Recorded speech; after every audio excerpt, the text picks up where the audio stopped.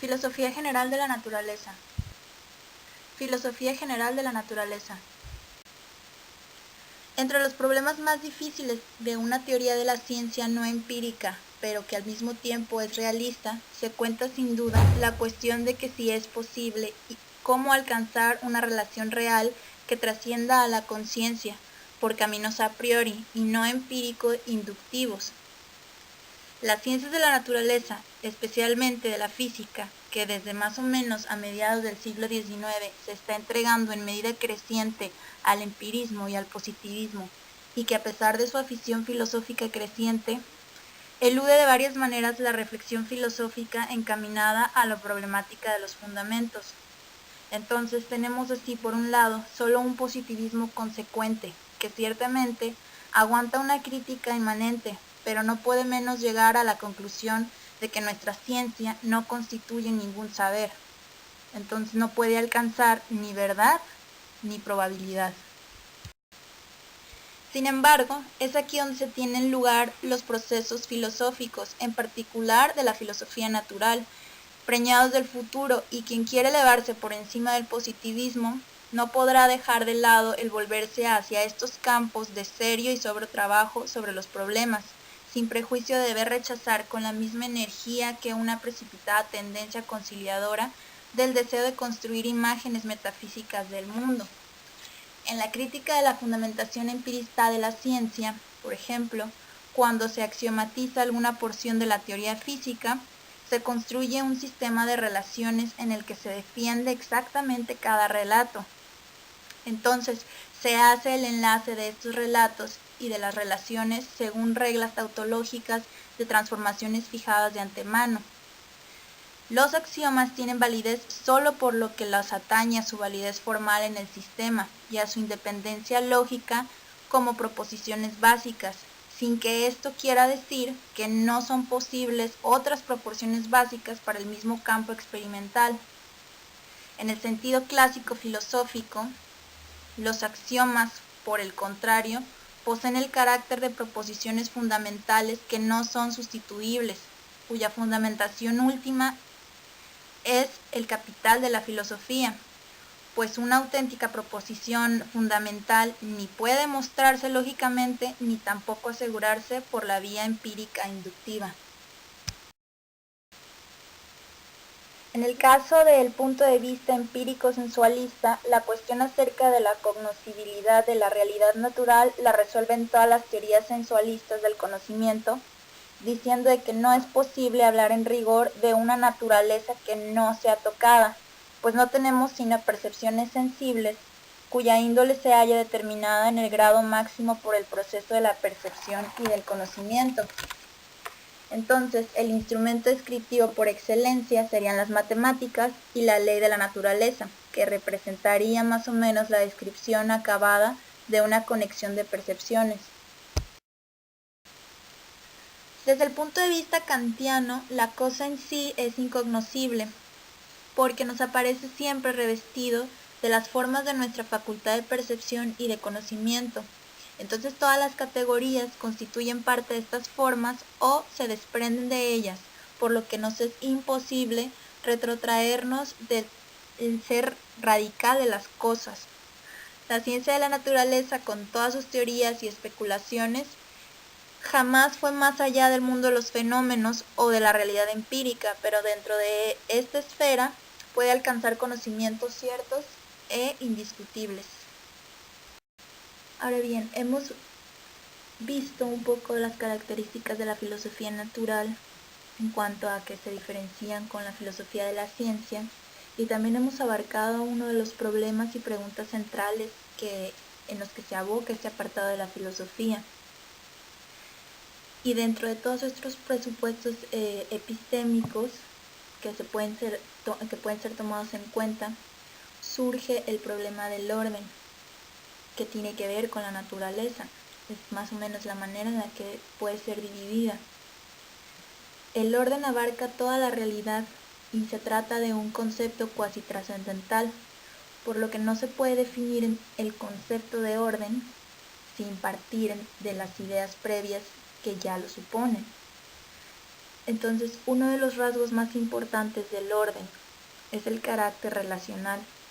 Se dice siempre con respecto a algo que es relativo a algún criterio que se toma como referencia.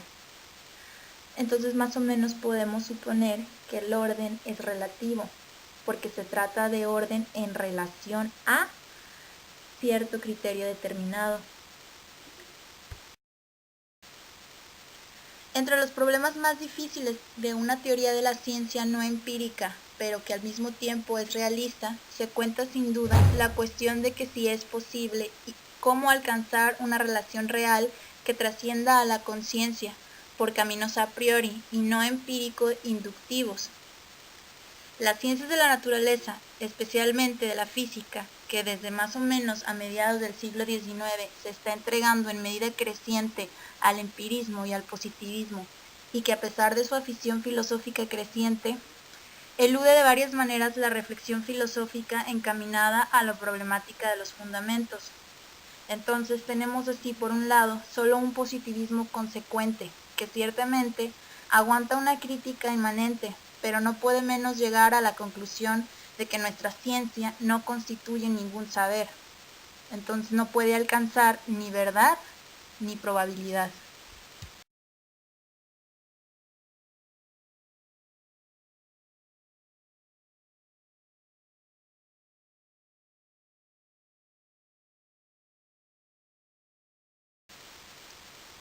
Ahora bien, las pautas se relacionan con la regularidad.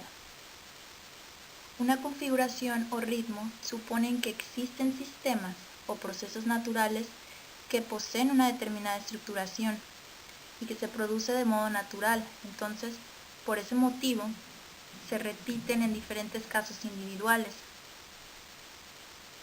La naturaleza que conocemos y que, por ejemplo, hace posible el hecho de nuestra existencia, está surcada por pautas en todos los niveles y fenómenos. Si bien no todos son pautas, pero todo se articula en torno a ellas.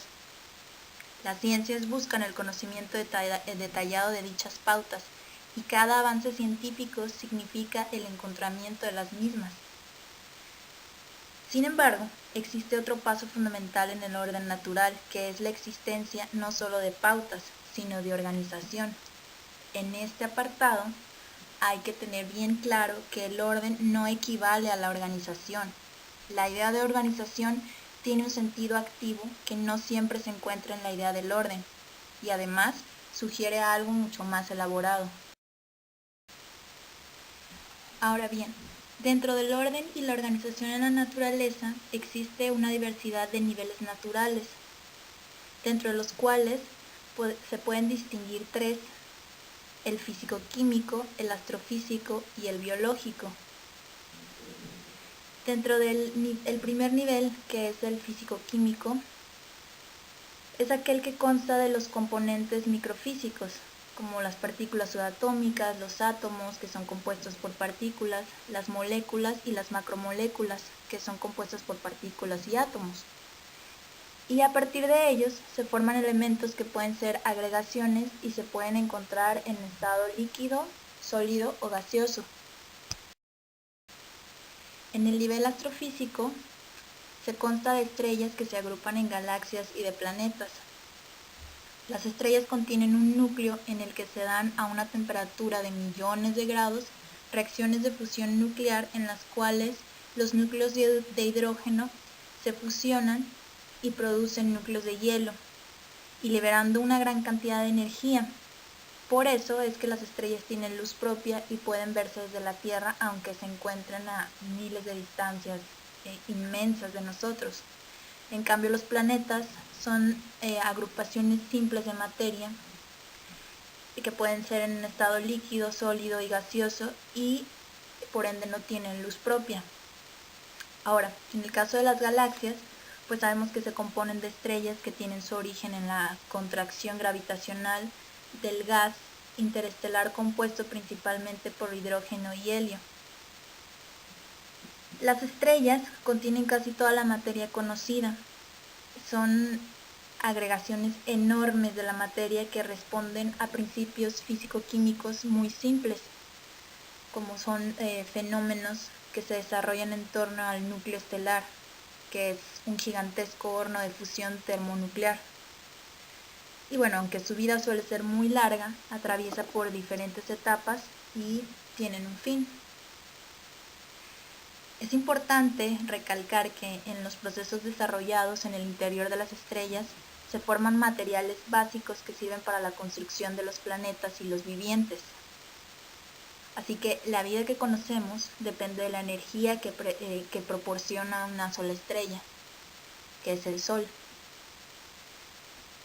Lo interesante de todo esto es que las condiciones actuales que hacen posible la vida dependen de la intensidad que llega desde esta estrella, o sea, el Sol.